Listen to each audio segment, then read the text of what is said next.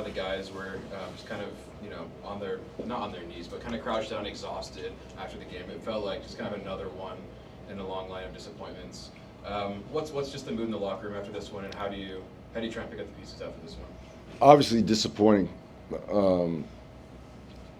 and again, I think we work on a couple things this week, which is getting in front of goal. Did a really good job of that, and then you give up a corner kick and a penalty kick, and it's like these penalty kicks are so subjective that at times defies logic, and now it's 2-2, and the third goal started from a poor decision in the attacking third.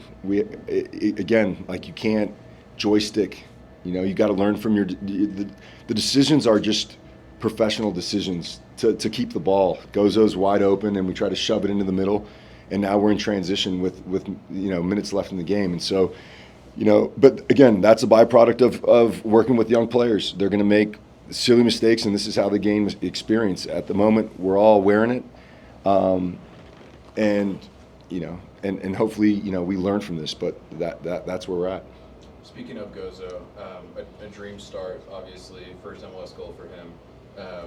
Just, it seems like really rapid improvement over the last couple of weeks. What have you seen from him, and were you surprised at all by that goal by him in the opening? No. I've been witnessing it in training, and today we went out with essentially a 2-forward look, and again, I think it adds a little bit more dynamism to our attack.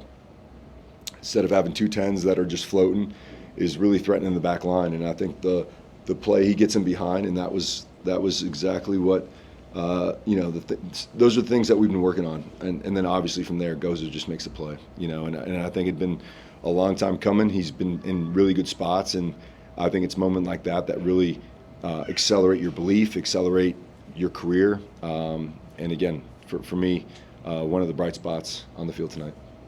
So great start to the game, 2 goals in less than 10 minutes. What needs to get better in order to finish off these games for you guys? Well, you can't concede corner kicks, and you can't give up PKs, I guess. And again, for me, that's not a penalty kick. Willie knows nothing about it, and that goes back to, I think, the frustration that all coaches around the world have with this handball. There's no objectivity to it. There's a play where the ball hits the guy's hand in the second half, and that's not a handball. And so again, like, how do you judge these things? So for me, it's one of those things. And again, I think in the second half we had some quality chances, but you got to take them. There's a couple that we fanned over the goal. But again, I think tonight we're as dangerous as we've been. And like their guy did at the end there, takes a shot from 18, 20 yards out and scores the goal. I mean, you need to execute. I mean, that's not a drawn-up play. That's a play that he makes a decision and executes on that play. And so we're getting in those spots. We're being more dangerous in the final third, and now we just need to execute. So those things get, those 2 set pieces, or a set piece and a penalty kick, and then finish our chances is the way we get out of it, and to keep our head down and keep grinding. And then I guess I'll just ask you, 14 points in 15 games so far. Should we be worried where the team is at so far? Yeah, listen, I think everyone is in a bad way, and we knew starting the season that we were going to be under it, given our attacking situation. But we found ourselves in position to win games regardless. And the thing with young teams is, when things don't go right, it just be like, these guys are young men, right? And when things don't go right, oftentimes it snowballs because they don't have the psychological immunity or the experiences at this level to be able to overcome. If we had a much experienced group, I would say, yeah, I'd be really, really concerned. But again, I think when you have a young team, this is par for the course. They're gaining their experience in real time. There's no way to. It's like, when you give advice to young people, they don't understand what the words mean yet because they haven't lived it. So we're a young team, and we started the season without a striker with any experience. So these are all byproducts of what we're going through, and it's for me, it's completely, it's normal to have that. Now, if we had experience across the front line, 4 positions, and we're not scoring goals, I'd be really concerned. But these players, Gozo, Dominic, Ari, Forster, these guys are cutting their teeth. They're cutting their teeth, and so if the expectations are that they should be where Bawanga and all these other guys are, it's not realistic. So it depends on what world or what glasses you're looking out of to feel like we're not there yet. We are cutting our teeth in real time, and unfortunately it's affecting results. You know, if it was a safe place where the results don't matter, it'd be a lot easier to digest. But I think the guys are doing great. Guys like Gozo, doing fantastic. You know, Diego Luna is doing great. So like, but as a team, we're a really young team, and these moments affect the group a lot more than if you'd have experienced guys. And so it's always a tough balance for me, because I know how fragile they are in these moments. Older guys, you can really lay into them and say, hey, listen, that is just not okay. Younger guys, you're still developing them. You're trying to create a safe environment for them to be able to take risks. And so like the third goal with Ari, what am I going to say to him? Just make the pass to Gozo and we keep it? And then Gozo drives and then dishes it to Diego at the top of the box as opposed to forcing the ball. Experienced players wouldn't make that pass. That's not even in their realm, right? So I think that's the challenge for our group is when you're in a bad way, it's really difficult to overcome because they haven't experienced these moments yet, but they're learning, and they're giving max effort. Maybe a little bit on that topic of the young team coach. Is there anybody in the locker room who you've noticed kind of stepping up in moments like these it's one thing when, you know, coach gets up here and talks about young teams growing and developing, that kind of thing, and it feels like it's something entirely different. Mm-hmm. There's a player that can kind of step up and lay in when he needs to lay in, but also bring around the younger guys. Yeah. And say, hey, you're getting better. Are you seeing any? Yeah, I am, and it's tough. You know, I think Rafa's been that guy. You know, and I think Rafa is dealing with kind of the same things that I'm dealing with. Is how hard can you be on these guys? You know, so we're speaking from a place of positivity, belief. One of the things that we talked about before the locker room is express yourself. Just be brave. Don't worry about these kind of things, because again, if you start to really be critical to these young players, then they lose their confidence, and now they're not developing in the way. And I think, you know, Rafa is that guy. Jay Glad has been that guy.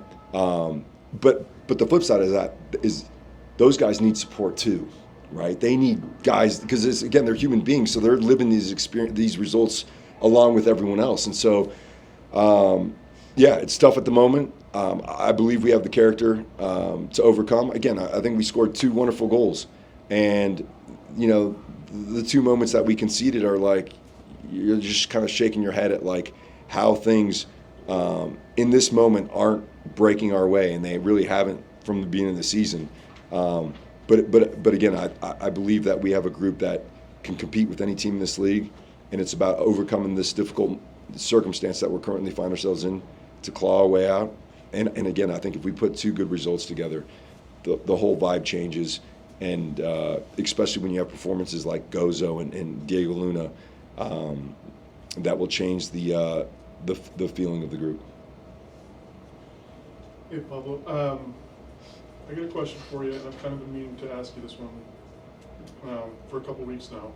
But with the team getting new ownership, I kind of want to get your perspective on your relationship with the ownership and what their vision for the team is. There wasn't a lot of investment before this season. We've talked about that. It's a very young team. We've talked about that. But the results just aren't really there right now.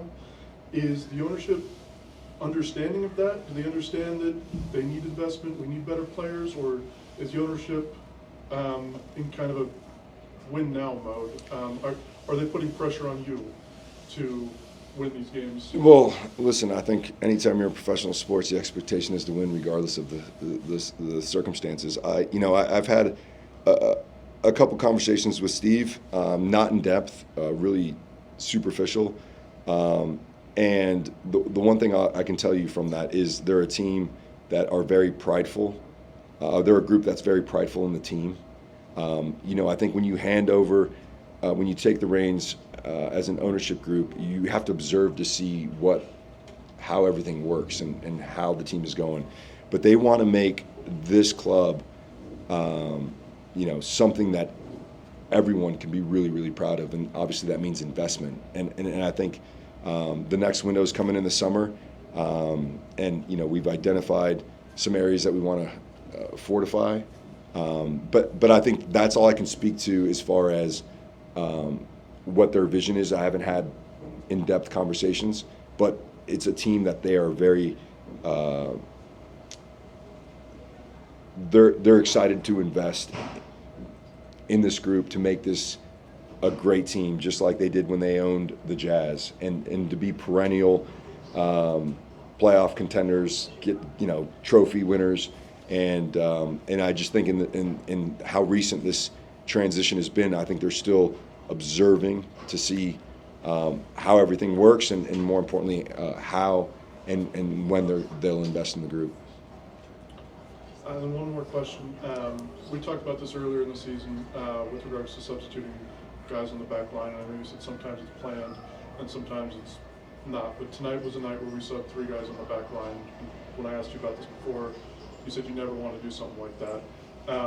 So my question is, were any of those planned? It seemed like Vera may have come off a little bit sooner, and I know he's just coming back from an injury, but Yep. were any of those substitutions planned, or what was the thinking behind those 3 subs? No, great question. Vera had played 60 minutes with the Monarchs last week, and obviously the pace of play. At halftime, he was gassed, and I asked him if he can give 10 minutes more, right? So that was that.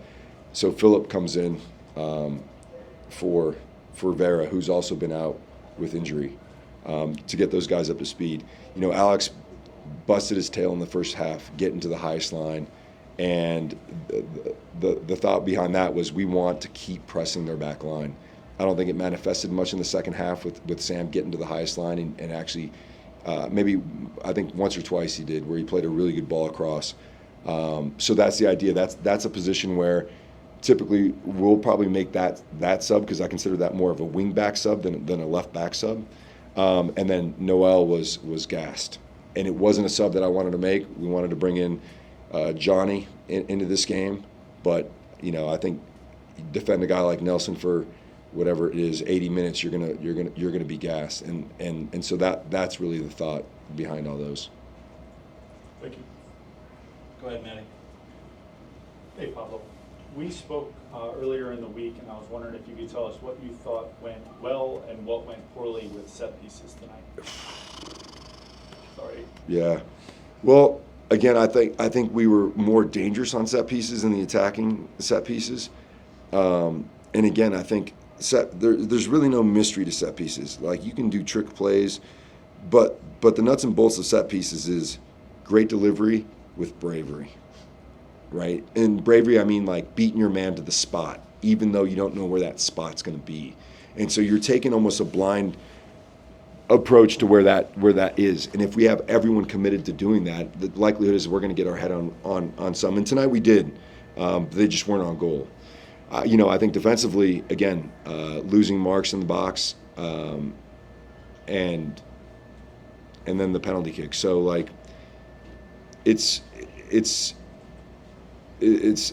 tough at the moment, right? Because I think we're still the only team in the league that hasn't scored on a set piece. And those are moments, just like Vancouver tonight, let you back into the game. And then not everything's going to be a football play to score a goal. You need set pieces that relieve the pressure from the group. So, again, we worked on it this week, and we'll continue to work on it until, for the rest of the season. Specifically on the first goal, was that a plan for Caliscan to be marking Brian White? Or Yeah, we got to go back and look at that. That didn't feel right. And the one thing about Noel that I'll say is he's pretty dialed in most scenarios, right? And so we'll go back and talk about that and see how we can, that didn't feel right. I mean, he was tight. He had a hand there, but Brian just got a little strong. space, that taller guy. Yep.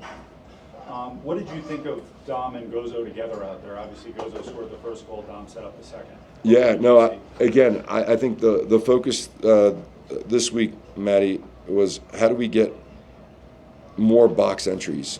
And, you know, the way that we have been doing it is a lot of rotations in the final third, a lot, you know, our 10s dropping out of those pockets. So the focus was really about being more direct. And Dom can threaten the space behind, and Gozo can threaten the space behind. And I really liked how it unsettled the group.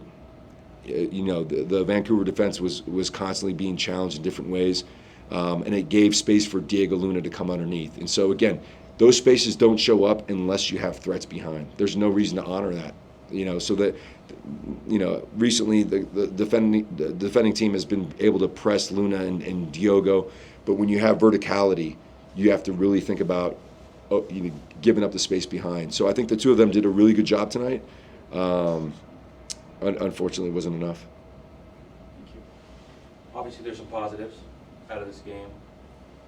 As Cabral has been just the best player on the defense, maybe on the team this season, and he was superlative tonight. Thoughts on his play tonight? I can't say enough about Rafa. I mean, I feel like he's an assistant coach. I feel like he's a mentor to all the players, which has been amazing. But I also think he's been our best performer game in and game out. And the plays he makes to keep us in games is unheard of. I've never seen anything like it, to be honest. And the interesting thing, and one of the things I keep telling our younger players, is the most important day is Tuesday, because it's a day no one's watching. It's a day that you can slough off, and you think you can slough off. But Rafa he's diving on Tuesdays at 35 years old. You know, he's a guy that does not take anything for granted, and it shows in every performance. And the more guys that we can get Rafa to rub off on, you know, I think, you know, like you said, superlatives. He's been amazing. And mentality is a huge, huge thing with you and the club and every club. What are your thoughts on how you changed? It looked like the pressure got to them as the game wore on. You could see them kind of making rush decisions that ended up in the third goal. How do you approach that with young players so that it doesn't continue on through the whole season? Yeah, no, I think I'll flip that and ask the questions like, when is your 21-year-old son gonna finally understand how important being on time is? You know, I don't know. I don't know, but it takes some time. It takes some time until, because the difficult thing is, you learn something when it affects you. You learn something when it touches your soul. You learn something when you get left out. You learn something when something negative happens, right? And I think we have to play younger guys. So it's like, there's no, like, we can sit him out for a little bit and let him learn his lesson. He's got to go out on Wednesday and go at it again. And so, like, I think that is the most, that's the toughest part. I think that's the toughest part, is because for me, life is the greatest teacher. And when you can't remove some guy that's being really, really productive in one area because the pressure's getting high and they start making bad decisions, we just can't afford to do that. Because then we're killing his ability to learn from it, because he's not coming out, but he's also really important for the team in real time. So that's the biggest challenge. And again, like I said, I think, you know, with younger players, it's like, if you have 1, 2, I think you can manage it. If you start getting 4 or 5, then that, like, emotional, like, it's overwhelming, the moments in the games to overcome. And, you know, you can't expect them to act like Rafa in goal. I mean, it's just not fair, it's not right, and it'll never happen, right? So I think that's our biggest challenge, is how do we take the group and overcome the psychological hurdles. And I think the only way to do that is to win. Thanks, Pablo.